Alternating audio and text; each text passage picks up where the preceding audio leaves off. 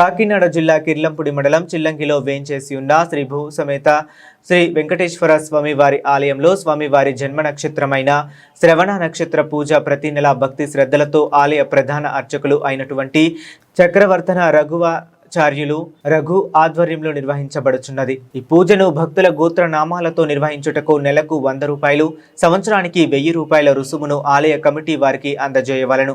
ఈ మహత్తర శ్రవణ నక్షత్ర పూజలో పాల్గొని శ్రీనివాసుని అనుగ్రహం పొందగోరిన భక్తులు దయచేసి ఆలయ కమిటీ వారిని సంప్రదించగలరు।